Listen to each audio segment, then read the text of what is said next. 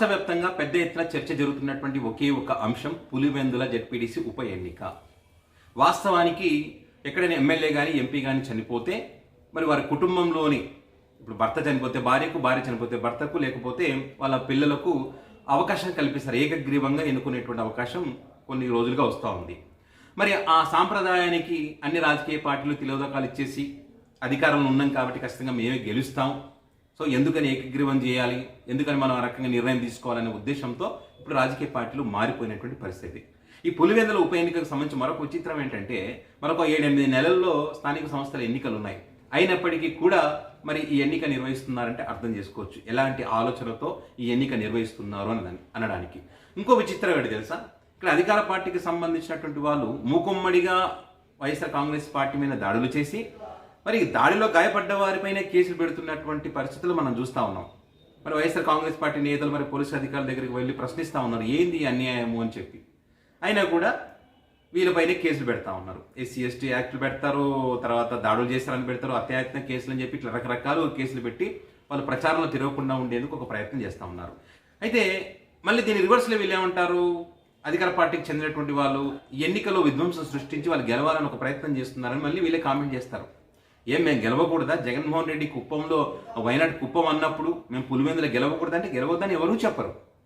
జగన్మోహన్ రెడ్డి గారు చెప్పిన దానికి మీరు చెప్పేదానికి చాలా చాలా వ్యత్యాసం ఉంది.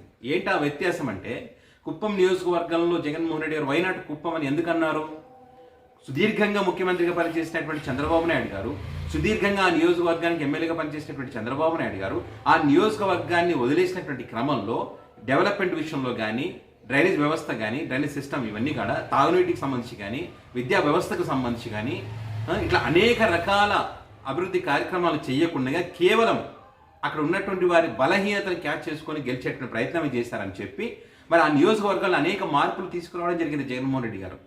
మీ అందరికీ తెలుసు, మున్సిపాలిటీ మార్చడం జరిగింది జగన్ గారు వచ్చిన తర్వాతనే. మరి చంద్రబాబు నాయుడు గారు ఎందుకని మున్సిపాలిటీగా మార్చలేకపోయారు? మరి మున్సిపాలిటీగా మార్చి 65 కోట్లకు పైగా అభివృద్ధి కార్యక్రమాలు అక్కడ ప్రారంభించి డ్రైనేజ్ వ్యవస్థ, తాగునీటి వ్యవస్థ, రోడ్లు కానీ, నాడు నేడు కింద విద్యా సంస్థలను మెరుగుపరచడం కానీ, అదేవిధంగా సంక్షేమ పథకాలకు సంబంధించి అనేక మందికి అక్కడ మరి పార్టీలకు అతీతంగా మరి సంక్షేమ పథకాలు అందించినటువంటి కార్యక్రమాలు కానీ, ఇట్లా అనేక రకాల అభివృద్ధి కార్యక్రమాలు, అనేక రకాల మార్పుల నియోజకవర్గంలో తీసుకురావడం జరిగింది. కుప్పం నియోజకవర్గం వెళ్తే ఆ నియోజకవర్గంలో ప్రజలు అనేక విషయాలు, ఆసక్తికరమైన విషయాలు చెప్తారు అక్కడ. ఎందుకంటే చాలామంది ఇప్పుడు చంద్రబాబు నాయుడు గారు అంటే టెక్నాలజీ, మరి ఆ నియోజకవర్గంలో టెక్నాలజీ ఏమైనా వాడుతున్నారంటే ఇంటర్నెట్ కూడా సరిగా రాదు. దానికి ప్రత్యక్ష సాక్షిని నేను. బస్ స్టాండ్ దగ్గర సందులో ఉంటుంది ఒక నెట్ సెంటర్. ఆ నెట్ సెంటర్ దగ్గరికి వెళ్ళి అక్కడ మనం ఏదైనా డేటా పంపాలంటే అక్కడ నుంచి డేటా పంపుకునేటువంటి పరిస్థితి. ఒకే ఒక పెద్ద హోటల్ ఉంటుంది, బీసీఎన్ అని చెప్పి ఒక హోటల్ ఉంటుంది, అది తప్ప వేరే ఉండదు. ఇంకా చాలా ఒక పల్లెటూరు లాగా ఉంటుంది అది. ఆ బస్ స్టాండ్ పోయే రోడ్డు కూడా చాలా చిన్నగా ఉంటుంది. ఆ డ్రైనేజ్ వ్యవస్థ కూడా అంతే, ఒక కారు వెళ్తుందంటే ఇంకో కారు వచ్చే పరిస్థితి ఉండదు అక్కడ. బస్ స్టాండ్ ముందు చాలా చిన్నగా ఉంటుంది. సో ఇట్లా నేను ఆశ్చర్యపోయాను, అసలు ఏంటిది చంద్రబాబు నాయుడు గారు నియోజకవర్గమా అనేటువంటి అనుమానం నాకు కలిగింది. అలాంటి నియోజకవర్గంలో మరి జగన్మోహన్ రెడ్డి గారు ముఖ్యమంత్రి అయిన తర్వాత చాలా చాలా మార్పులు తీసుకొచ్చారు. ఇంకా చాలా విషయాలు ఉన్నాయి చెప్పాలంటే ఆ నియోజకవర్గానికి సంబంధించి. నేను అది మన రైల్వే ట్రాక్ దగ్గర నిలబెడితే వాళ్ళ కష్టాలు, వాళ్ళ బాధలు వర్ణాతీతం అసలు. ఎందుకంటే ఈ నియోజకవర్గం నుంచి వేరు వేరు రాష్ట్రాలలో బతుకు తెరువు కోసం పొద్దున్నవే రాత్రి వస్తారు, ట్రైన్లో వెళ్ళి వేల సంఖ్యలో వెళ్తారు.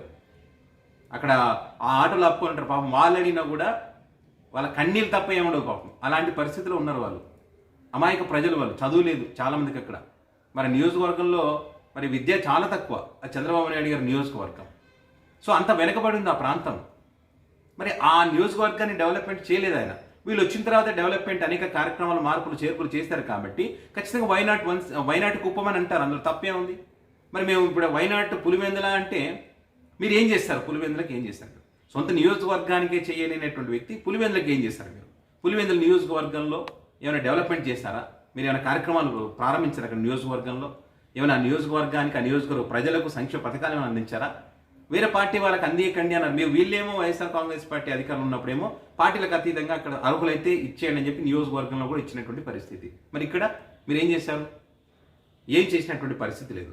మరి కాబట్టి చేసిన వాళ్ళు ఎవరి నియోజకవర్గంలో ఉంటారు, ఈ నియోజకవర్గ ప్రజలకు అండగా ఎవరు ఉంటారు అనేటువంటిది ఆలోచించుకోవాల్సినటువంటి అవసరం ప్రజలకు ఉంది. ఇక్కడ నేను కొన్ని నిజాలు చెప్పదలుచుకున్నాను. వైఎస్ జగన్మోహన్ రెడ్డి గారు ముఖ్యమంత్రిగా అయిన తర్వాత 2019 నుంచి 24 వరకు కానీ, అంతకుముందు వాళ్ళ నాన్న వైఎస్ రాజశేఖర రెడ్డి గారు కానీ ఈ నియోజకవర్గానికి అనేక అభివృద్ధి కార్యక్రమాలు చేశారు.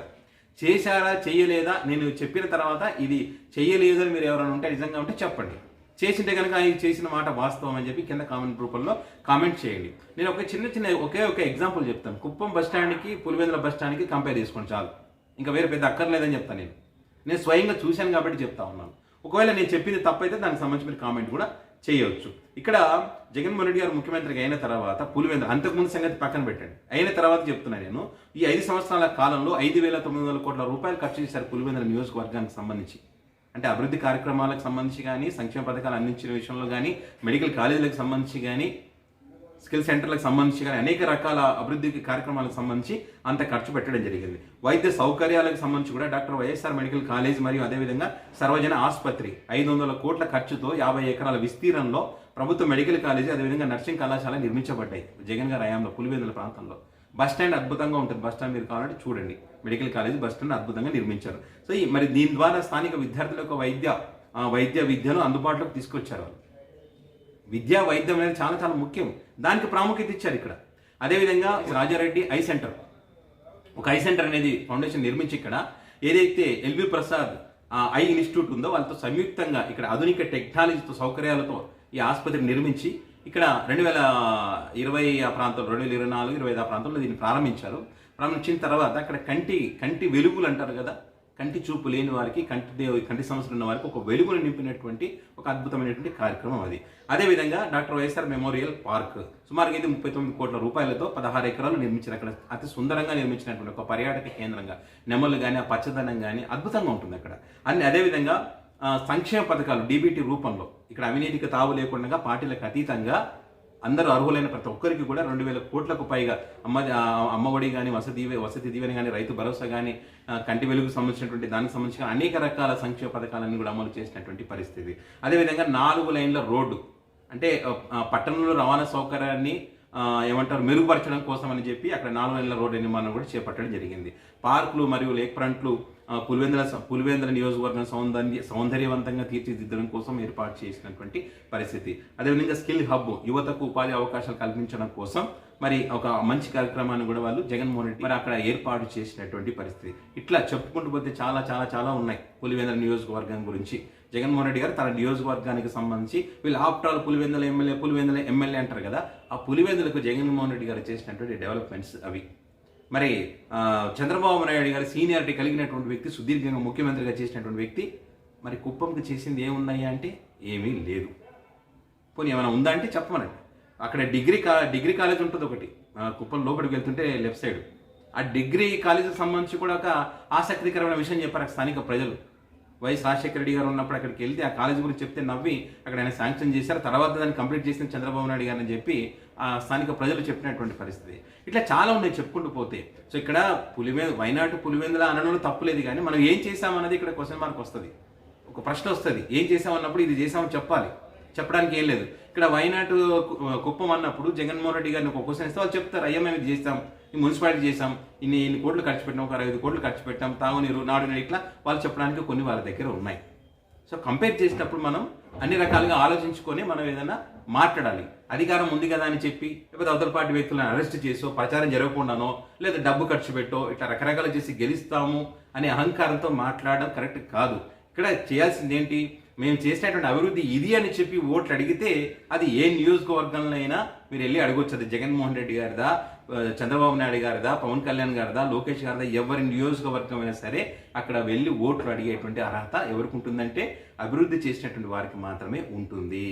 సో అభివృద్ధి చేసి అడగవచ్చు, గెలవచ్చు, అంతే తప్ప ఇట్లా వినియోగానికి పాల్పడి దాడులు చేసి వాళ్ళ మీద కేసులు పెట్టి గెలుస్తామనుకుంటే ప్రజలు అన్నీ చూస్తారు. సో మీరు ఇలాంటి కార్యక్రమాలు చేస్తూ ఉన్నారు కాబట్టి చాలా మంది ఏ రకంగా అభిప్రాయపడుతూ ఉన్నారు, అయ్యా మేము గతంలో ఎంపీ ఎలక్షన్స్, ఎమ్మెల్యే ఎలక్షన్స్ మాత్రమే ఓట్లు వేసేవాళ్ళం, వివిధ రాష్ట్రాలలో ఉండేటువంటి వాళ్ళము. సో ఖచ్చితంగా ఇప్పుడు వీళ్ళు చేసినటువంటి కార్యక్రమాలు చూస్తూ ఉంటే మేము ఇప్పుడు ఇప్పుడు జెడ్పీటీసీ ఎన్నిక కూడా, ఈ ఉప ఎన్నిక కూడా వెళ్ళి ఓటు వేసి గెలిపించాలని ఒక ఆలోచన మాలో వచ్చిందనేటువంటి ఒక కసి వాళ్ళలో అయితే కలుగుతూ ఉంది. సో మరి ఆ కసి గెలిపించే స్థాయికి వరకు వెళ్తుందా, లేకపోతే అధికార పార్టీ గెలిచేటువంటి అవకాశం ఉంటుందా అన్నది మరి 12వ తారీఖు తర్వాత తేలుతుంది. చూద్దాం ప్రజలు ఎటువైపు తీర్పునిస్తారో. ఆ తీర్పు వాళ్ళు ఇచ్చేటువంటి తీర్పుని బట్టి రాష్ట్ర రాజకీయాల్లో కొన్ని మార్పులు చేర్పులు జరిగేటువంటి అవకాశం ఉంటుందని చెప్పి మరి పొలిటికల్ సర్కిల్లో గట్టిగానే ఒక చర్చ జరుగుతూ ఉంది. సో మరి ఈ వీడియోకు సంబంధించి మీ అమూల్యమైనటువంటి అభిప్రాయాన్ని కామెంట్ రూపంలో పెట్టగలరు.